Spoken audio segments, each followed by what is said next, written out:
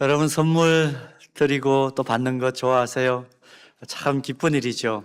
선의로 선물을 주고받는 일, 기쁘고 감사한 일입니다. 그래서 어느 시인은 날마다 새롭게 선물을 준비하는 선물의 집이 되고 싶다, 그렇게 노래하기도 했습니다. 그런데 선물을 받았는데요, 자꾸만 우리 머릿속이 복잡해지고 우리의 뇌가 고민할 때가 있습니다. 그래서 이런 말이 있습니다. 선선하게 선의로 받으면 선물이고 받고 나서 내 머릿속에 뇌가 혼행하기 시작하면 그것은 뇌물이다, 그런 말이 있습니다. 여러분, 오늘 이 말씀은 하나님의 선물에 대한 말씀입니다. 본문 8절 다시 한번 읽어볼까요? 우리 같이 한번 봉독합니다. 너희는 그 은혜에 의하여 믿음으로 말미암아 구원을 받았으니 이것은 너희에게서 난 것이 아니요 하나님의 선물이라, 이렇게 되어 있습니다. 이 말씀은 정말 묵상하면 묵상할수록 감동이 되는 말씀입니다. 반복적으로 읽고 신비에 새겨보면요, 상상을 초월한 은혜가 임하는 것을 경험할 수가 있는 귀한 말씀입니다. 생각해 보십시오. 죄 때문에 언제 나에게 다가올지 모르는 그 죽음의 공포 속에 거기에 갇혀가지고 하나님의 진노만을 기다려야 하는 그런 처지에 있던 내가 예수 그리스도를 구세주로 믿으면서 하나님의 전적인 은혜로 구원과 영생을 얻었고 하루아침에 새로운 피조물이 되는 그런 선물을 받았습니다. 선의로 선물을 받았습니다. 여러분, 본문에 기록된 이 8절에 기록된 중요한 네 가지 단어 한번 볼까요? 은혜, 믿음, 구원, 이게 뭐라고요? 하나님의 선물이라 그랬습니다. 이 앞에 나와 있는 은혜, 믿음, 구원 세 단어는 하나님의 선물에 다 연결되어 있습니다. 은혜도 선물이고 믿음도 선물이고 구원도 하나님의 선물이라는 겁니다. 이 모든 것들, 나의 애씀이나 나의 몸부림이나 나의 노력으로 쟁취할 수 있는 것이 아니라 하나님께서 직접 주신 선물이야, 그 말씀을 오늘 우리 본문에서 보는 거죠. 그리고 본문 1절에서 3절을 보면 이 은혜와 믿음과 구원, 이 세 가지가 왜 하나님의 선물인가를 정확하게 알 수 있습니다. 1절 보십시오. 그는 허물과 죄로 죽었던 너희를 살리셨도다. 그때에 너희는 그 가운데서 행하여 이 세상 풍조를 따르고 공중의 권세 잡은 자를 따랐으니 곧 지금 불순종의 아들들 가운데서 역사하는 영이라. 3절 같이 읽을까요? 전에는 우리도 다 그 가운데에서 우리 육체의 욕심을 따라 지내며 육체와 마음에 원하는 것을 하여 다른 이들과 같이 본질상 뭐였다고요? 진노의 자녀였다. 여러분, 본질상 진노의 자녀였다. 정말 인간의 본성을 놓고 보면 어떻게 이렇게 이중적이고 악할 수 있을까를 우리가 소스라치게 놀랄 정도로 우리가 악하죠. 오늘도 우리가 예배를 시작하면서 참회와 감사의 기도를 올려드렸습니다마는 한 주간 내 삶을 돌아볼 때에 감사가 풍성합니까? 아니면 하나님 앞에 회개할 것이 더 많습니까? 우리의 본성을 놓고 보면 다 그런 것은 아니겠습니다마는 성숙의 정도에 따라 좀 다르기도 합니다마는, 그러나 내 삶은 참 희한하게 내 주변에 있는 선한 사람들의 모습을 따라가기보다는 악한 사람들을 따라가는 것이 훨씬 쉬운, 또 그것을 좋아하는 그런 성향을 가졌다 하는 것을 고백할 수밖에 없습니다. 그래서 본문 3절은 하나님의 진노를 피할 수 없는 본질상 진노의 자녀다, 그렇게 우리를 규정합니다. 이런 인간의 현주소를 감안할 때에 선하신 하나님이 주시는 선물이 아니고는 그 누구도 은혜나 믿음이나 구원을 경험할 수가 없는 겁니다. 그래서 오늘 이 감격적인 내용이 기록된 본문에 나오는 하나님의 선물 세 가지를 구체적으로 좀 살펴보면서 은혜를 나누려고 합니다. 첫 번째가 뭐였죠? 은혜의 선물입니다. 예수 믿는 사람들이 입에 달고 사는 단어 가운데 하나가 은혜라는 단어입니다. 헬라어로 카리스라는 단어죠. 이 은혜라는 단어인데요, 이 은혜 이렇게 번역이 되어 있지만 이 단어는 호의, 아름다움, 행복, 기쁨, 만족, 즐거움, 이 좋은 의미는 다 담고 있는 헬라어 단어입니다. 그래서 이 은혜라는 말, 이 카리스라는 말이 너무 좋으니까 이 이름을 가진 분들이 참 많죠. 지금 예배드리는 분들 가운데도 아마 있으실 겁니다. 제가 아는 은혜라는 이름을 가진 사람들만 하더라도 10명은 헤아려 보니까 좋긴 넘더라고요. 그래서 휴대폰에서 김은혜 이렇게 치면 쭉 뜹니다. 은혜 많아요. 근데 사실 이 은혜라는 말만큼 설명하기 어려운 말이 없습니다. 여러분, 우리가 은혜 받았다, 뭐 은혜로 산다, 은혜스럽다, 이 표현 굉장히 복합적인 의미를 가지고 있지 않습니까? 참 명확하지가 않습니다. 때로는 너무 헷갈립니다. 성경은 이 은혜라는 단어를 어떻게 정의하고 있을까요? 가장 간명한 정의는 이것입니다. 아무것도 받을 만한 자격이 없는 죄인에게 베풀어 주시는 선하신 하나님의 호의, 이렇게 보통 사전적으로 규정을 합니다. 다시 한번요. 아무것도 받을 자격이 없는 죄인에게 베풀어 주시는 선하신 하나님의 호의, 이것을 은혜라, 그렇게 성경은 규정합니다. 여러분, 실제적으로 보세요. 이 세상 전체가 다 하나님의 호의를 베풀어 주셔서, 선하신 하나님이 호의를 베풀어 주셔서 우리가 살아가는 것 아닙니까? 그래서 세상은 이렇게 표현할 수도 있어요. 하나님의 호의의 전시장이다. 그냥 또 쉬운 말로 표현하면 하나님의 은혜의 전시장이다. 어젯밤에 피곤하니까 눈꺼풀이 그렇게 무겁더라고요. 그래서 세상에서 제일 무거운 게 뭐라고 그럽니까? 사람의 눈꺼풀이라고 그러죠. 그렇게 무거운 눈꺼풀이 제 눈을 닫아서 잠을 잤습니다. 근데 아침에 희한하게 그 무거운 것을 번쩍 들어 올리고 눈을 떴어요. 은혜 아닙니까? 은혜죠. 따뜻한 밥 한 끼를 먹을 수 있는 것, 마음대로 몸을 움직일 수 있는 것, 제가 병원을 갈 때마다 느끼는 겁니다. 아마 대부분의 분들이 그렇게 똑같이 공감하실 거예요. 병원에 수많은 질병을 치료하는 전문가들을 우리가 종합병원에 가면 보지 않습니까? 그걸 볼 때마다 늘 느끼는 게 뭡니까? 호흡기 내과를 보는 순간, 아, 내가 숨을 쉬고 사는 것, 이거 자체가 은혜였구나. 또 심장내과를 보는 순간 어떻습니까? 내 마음대로 심장을 뛰고 멈추게 할 수가 없는데 심장이 자연스럽게 뛰는 것, 이거 은혜로구나. 저는 안과를 자주 갈 수밖에 없죠. 눈을 뜨면 뭔가를 볼 수 있다는 거. 모르겠어요. 안에서 뭐 어떤 일이 벌어지고 있는지 잘 몰라요. 기계에 의존해서 뭐 체크업은 하는 거죠. 그렇지만 또 눈을 뜨면 뭔가를 하나님께서 볼 수 있게 만들어 주셨다. 이거 은혜다. 은혜다. 그렇게 고백할 수밖에 없습니다. 여러분들은 어떠신가요? 일찍이 세상에 주어진, 또 나에게 주어진 모든 것이 하나님의 은혜라는 사실을 깨달은 시편 기자가 시편 31편 19절에서 이렇게 감탄을 합니다. 여러분 한번 같이 감탄하면서 한번 이 본문을 읽어볼까요? 다 같이 봉독합니다. 주를 두려워하는 지를 위하여 쌓아두신 은혜, 곧 죽게 피하는 자를 위하여 인생 앞에 베푸신 은혜가 어찌 그리 큰지요. 모든 것을 다시 생각을 정돈해서 보니까 이게 하나님께서 호의를 베풀어 주시지 않으셨다면 나에게 하나도 해당되는 것이 없구나. 하나님 그냥 그만해라, 빼앗아 가시면 끝이로구나. 그걸 깨달은 시편 기자는 어찌 그리 큰지요, 그렇게 감탄을 했습니다. 그러므로 오늘 본문을 통해서 하나님의 은혜를 받을 자격이 전혀 없음에도 불구하고 선하신 하나님께서 일방적인 호의로 은혜의 선물을 베풀어 주셨고 그것을 받은 자들이 저와 여러분들이구나 하는 것을 우리는 깨달을 수 있는 것이죠. 여러분, 수고의 땀을 흘린 적도 없습니다. 아무 공로도 없습니다. 하나님께서 뭐가 필요해서 우리에게 뭔가를 요구하시겠어요? 아무것도 필요하지 않으시고 뭐 나에 대해서 아무 생각을 가지지 않으셔도 아무 관계가 없는데, 그런데 아무 자격도 없는 나에게 어떤 대가도 바라지 않으시고 어떤 제한도 두지 않고 나에게 은혜의 선물을 허락해 주셨다. 내 삶의 모든 것을 책임져 주고 계신다.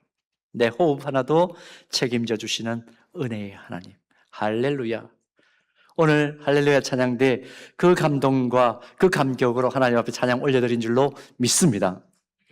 이 정도 데시벨 가지고는 안 되는데요. 한번 생각해 보십시오. 여러분, 하나님께서 나에게 은혜를 선물로 주셨구나. 호의를 베풀어 주셨구나.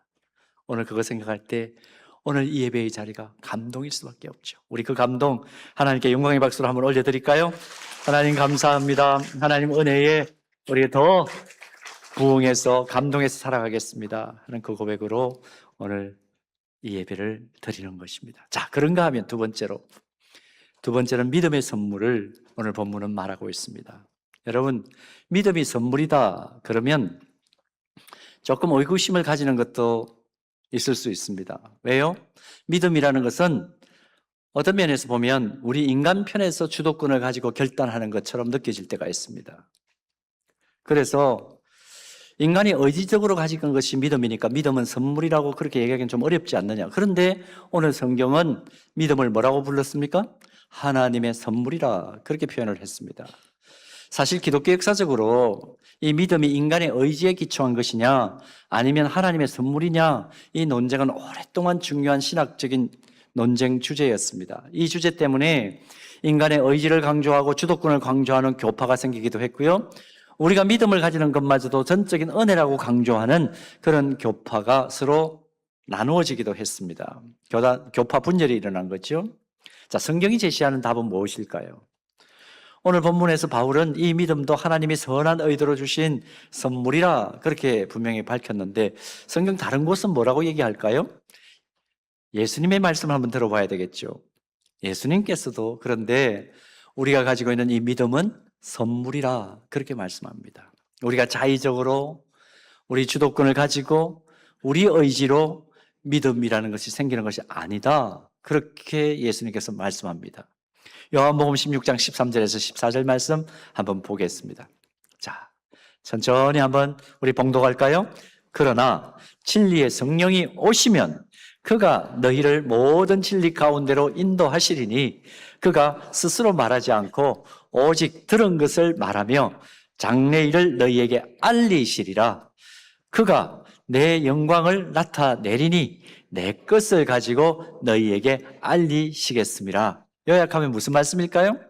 성령 하나님께서 진리를 가르치시는 성령 하나님께서 우리에게 진리를 알려주시고 감동하셔서 믿게 하신다 그 말입니다. 이것은 오직 성령께서 전혀 의심 없이 예수님이 구세주 되심을 또 성경이 살아있는 하나님의 말씀인 것을 우리로 하여금 믿도록 마음의 눈을 밝혀주실 때에 비로소 우리 안에 믿음이 생기기 시작한다 그 의미입니다. 결국 그리스도를 구주로 믿는 것, 성경을 하나님의 생명의 말씀으로 믿는 것, 주도권이 누구에게 있습니까? 하나님께 있습니다. 하나님의 은혜의 선물입니다. 나도 모르게 의심 없이 믿어지는 믿음까지도 주님이 허락하셨다. 그것을 강조하는 것입니다. 전적으로 하나님이 주시는 선물이 바로 믿음이다. 깨달을 수가 있는 거죠. 우리는 믿음을 가진다고 할 때에 뭔가 실체가 만져질 때 우리는 믿음을 가진다. 그렇게 보통 얘기를 합니다. 그런데 내가 검증하고 내 손에 만져지지 않아도 우리는 믿음을 가질 수 있어요. 최근에 제가 몽골을 한번 갔다 왔지 않습니까? 근데 솔직히 말해서 난생 처음 몽골을 갔습니다. 몽골이란 나라는. 근데 가보기 전까지 몽골에 대한 정보를 사실 많이 가지고 있었어요. 많은 이야기를 들었고 선교사님이 왔다 갔다 하는 것을 제가 확인을 했고 영상 매체나 자료도 많이 가지고 있었습니다. 그래서 이미 몽골이 있다는 것을 제가 사실은 알고는 있었죠. 그런데 막상 몽골을 가려고 하니까 제 생각 속에 이런 생각이 불쑥 올라오는 거예요. 진짜 몽골이란 나라가 있을까? 갑자기 그런 생각이 불쑥 올라오는 거예요. 그렇지 않습니까? 종종 우리는 한 번도 가보지 않은 어떤 현장을 갈 때 과연 있을까? 그런 생각을 할 수 있거든요. 저는 종종 그런 생각을 합니다. 아무리 자료가 많고 갔다 온 사람들의 증언들이 많다 하더라도 한 번도 가보지 않았으니까 진짜 있을까? 그 생각할 수 있는 거 아닙니까? 자연스럽게. 그런데 자연스럽게 동역자들과 함께 몽골행 비행기를 탔습니다.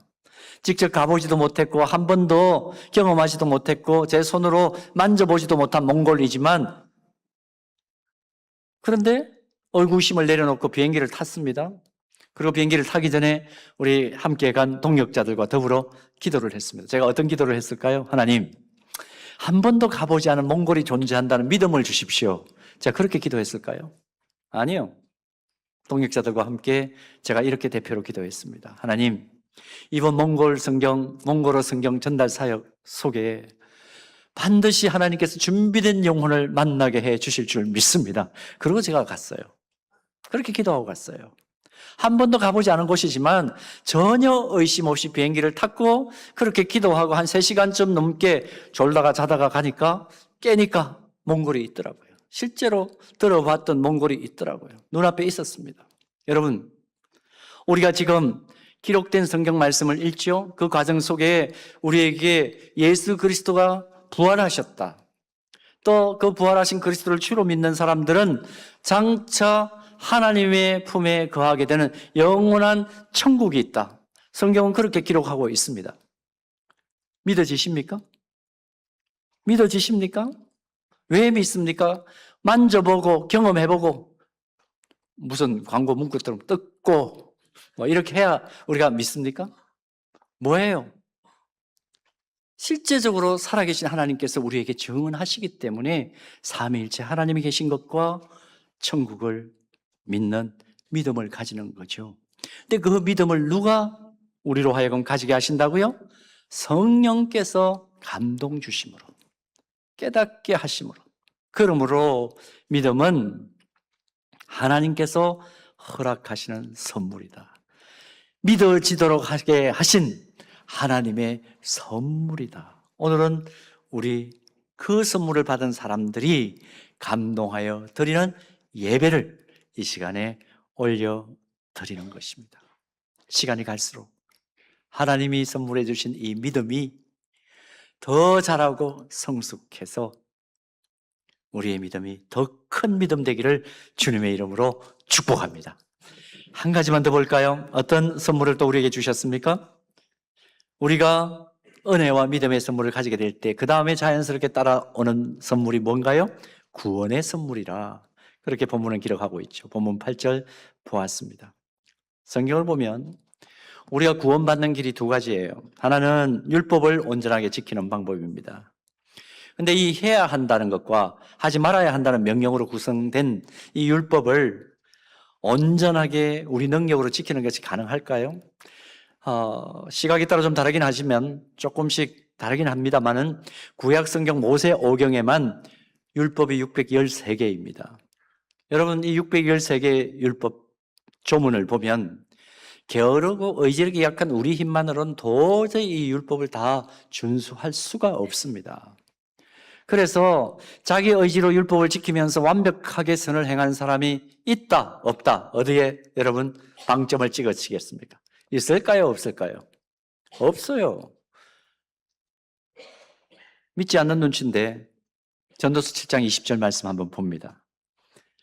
뭐라고 기록되어 있습니까? 우리 같이 봉독합니다. 선을 행하고 전혀 죄를 범하지 아니하는 의인은 세상에 없기 때문이로다. 지혜자가 그렇게 대답해 줍니다. 이 말씀을 받아서 사도 바울은 로마서 3장 20절에서 율법의 한계를 이렇게 지적하죠. 그러므로 율법의 행위로 그의 앞에 의롭다 하심을 얻을 육체가 없나니 율법으로는 뭘 깨닫는다고요? 죄를 깨닫는 율법의 기능을 정확하게 설명합니다. 그래서 이 말씀을 기록한 이후에 로마서 7장 24절에서 율법을 기준으로 자신의 처지를 살피면서 사도 바울은 어떻게 탄식합니까? 어허라 나는 공고한 사람이로다. 이 사망의 몸에서 누가 나를 건져내랴. 율법의 행함과 기준으로는 구원을 얻을 자가 한 사람도 없다는 겁니다. 율법대로 살려고 하면 할수록 인간의 한계를 절감하고 율법의 기준에 미치지 못해서 절망하는 것이 바로 나입니다. 그 고백이죠. 이것이 바울만의 고백입니까? 세상을 살아가 보면 어때요? 우리 모두가 다 똑같은 그런 고백을 할 수밖에 없는 처지에 있다는 것을 인정하지 않을 수가 없습니다. 그래서 성경은 우리에게 뭘 제안합니까? 사도행전 4장 12절 말씀, 중요한 말씀입니다. 우리 함께 선포합니다. 다른 이로서는 구원을 받을 수 없나니 천하 사람 중에 구원을 받을 만한 우리에게 주신 일이 없음이라 하였더라. 성령께서 이 사실을 깨닫게 하시고 우리 안에 예수 그리스도의 십자가의 은혜를 믿는 믿음을 선물로 주실 때에, 그래서 십자가 보혈의 능력을 의지할 때에 구원의 선물이 하나님으로부터 주어진다 하는 것입니다. 은혜, 믿음, 구원, 이 세 가지는 어느 것 하나 세상의 방법으로 획득하거나 쟁취할 수 있는 방법이 없습니다. 길이 없습니다. 오직 하나님의 주권적인 선물이라는 것입니다. 근데 이 말씀을 조금 더 우리 깊이 묵상해 보면요, 이 세 가지 선물 중에서 가장 큰 선물은 구원의 선물이에요. 궁극적으로 구원의 선물을 받기 위해서 필요한 것이 은혜고 믿음의 선물입니다. 그래서 은혜와 믿음, 구원은 서로 불가분리의 관계에 있습니다. 서로 상호 보완적인 것입니다. 그러므로 이렇게 정리할 수 있습니다. 잘 들어보십시오. 하나님께서 아무 조건 없이 베풀어 주시는 은혜와 믿음의 선물로 하나님께서 선택하시고 예정하신 하나님의 자녀들에게 궁극적인 구원의 선물이 주어졌다. 다시 한번요. 하나님께서 아무 조건 없이 베풀어 주시는 은혜와 믿음의 선물로 하나님께서 선택하시고 예정하신 하나님의 자녀된 나에게 궁극적인 구원의 선물이 주어졌다. 여러분 믿습니까? 우리는 그런 사람들입니다. 이 세상은 인과의 법칙이 정확하게 적용되는 세상입니다. 여러분, 세상의 지혜자들이 우리 보고 빨리 깨달으면 빨리 깨달을수록 좋다라고 얘기하는 여러 가지 책은담이 있지만 중요한 책은담 중에 하나가 뭐냐 하면 세상에 뭐가 없어요? 세상에 뭐가 없을까요? 공짜는 없습니다.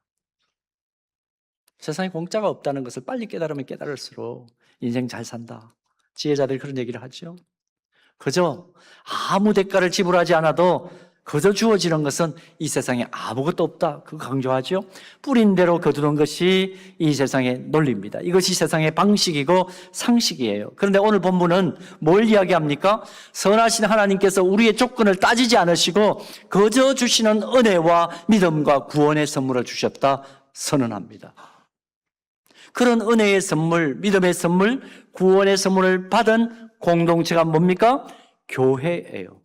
그래서 교회를 뭐라고 부르느냐 하면 세상과 대조되는 공동체, 세상과 대조되는 사회라고 그러는 겁니다.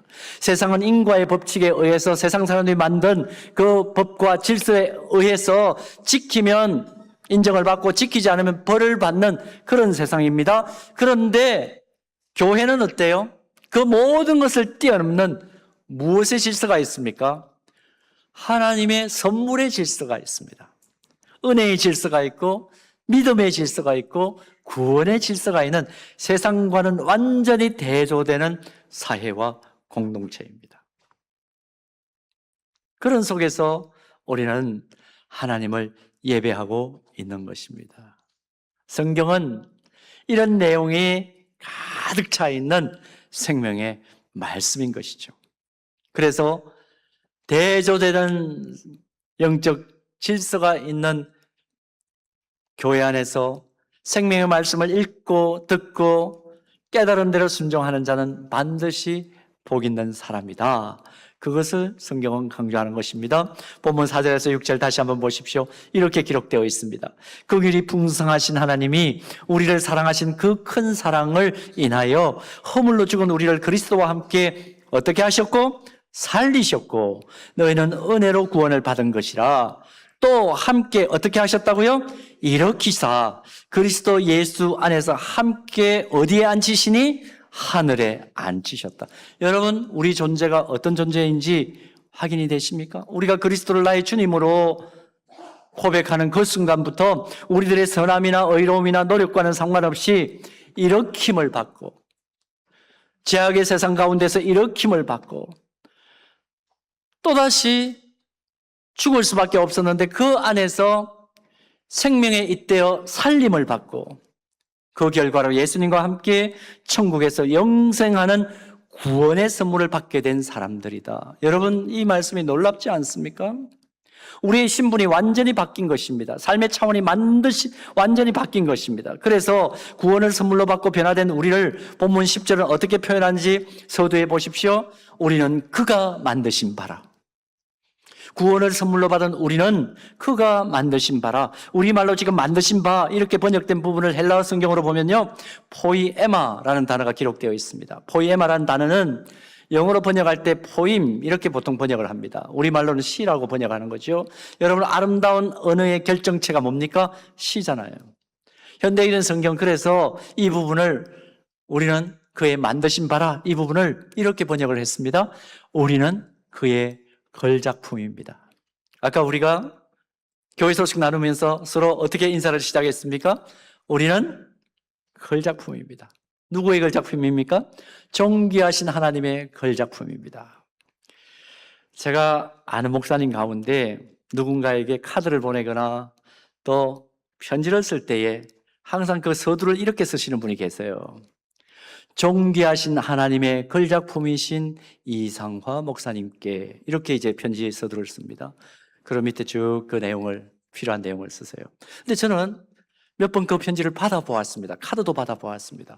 근데 그거를 읽을 때마다 제 존재에 대해서 다시 생각하게 되는 기쁨을 누렸습니다. 아, 내가 하나님의 위대한 선물을 받은 하나님의 걸작품이로구나. 존귀하신 하나님의 걸작품이로구나. 여러분, 우리가 누구입니까? 다시 한번 기억하시며 서로 한번 인사 나눌까요? 우리는 하나님의 걸작품입니다. 우리는 하나님의 걸작품입니다. 자, 그렇기 때문에 이 세상을 막 살 수가 없어요. 그냥 막 살 수가 없어요. 자양자재하며 살 수가 없어요. 그럼 어떻게 살아야 되느냐? 오늘 본문 7절에 보니까 이렇게 살아야 된다고 그럽니다. 본문 7절 보십시오. 이는 그리스도 예수 안에서 우리에게 자비하심으로써 그 은혜의 지극히 풍성함을 오는 여러 세대에 나타내는 사람으로 사십시오. 그렇게 부탁합니다. 하나님이 베푸신 그 은혜의 감격에서 그 베푸신 은혜가 얼마나 풍성한가를 오고 오는 세대에게 전달해 주는 사람으로 사십시오. 그러니 우리는 가정에서 어떻게 살아야 됩니까? 우리 자녀들에게 내가 받은 은혜를 당연히 전달하는 사람으로 서야 하겠죠. 믿음의 후배들에게 본이 되는 삶을 살 수밖에 없습니다. 그리스도의 향기가 되어, 그리스도의 대사가 되어, 그리스도의 편지가 되어 살아가야 할 사명이 우리에게 있는 것입니다. 또 한 가지 10절 말씀 볼까요? 은혜와 믿음으로 구원을 선물로 받았다면 선한 일을 통해서 하나님께서 우리를 지으신 그 목적, 나를 걸작품으로 만드신 그 목적을 성취해드리는 삶을 살아가십시오. 우리 10절 다 같이 봉독합니다.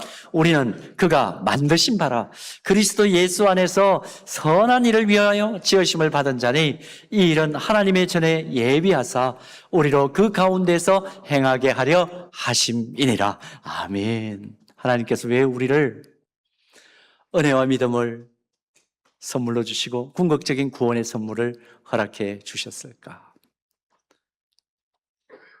선한 일을 위하여, 우리로 하여금 도구 삼으시기 위하여, 하나님의 일을 대신하는 사람으로 세우기 위하여 우리에게 선물 주셨다.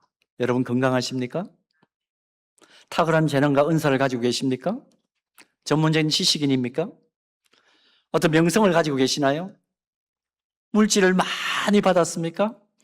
이 모든 것을 하나님께서 왜 하나님의 걸작품인 나에게 허락해 주셨을까? 나의 욕심을 채우도록 하기 위해서? 아니면 세상 풍속을 쫓고 나의 쾌락을 위해서 주셨을까? 오늘 본문 말씀을 통해 깨닫습니다. 나에게 주어진 모든 것은 하나님께서 내가 호흡하며 사는 당대에 하나님의 거룩하신 뜻을 이루고 영광을 드러내도록 하기 위하여 주신 자원이다. 이거 잊어버리면 안 된다는 것입니다. 사랑하는 여러분, 우리는 하나님의 걸작품입니다. 오고 오는 세대에게 하나님의 은혜의 그 풍성함을 나타내는 그리스도의 대사가 되기를 축복합니다.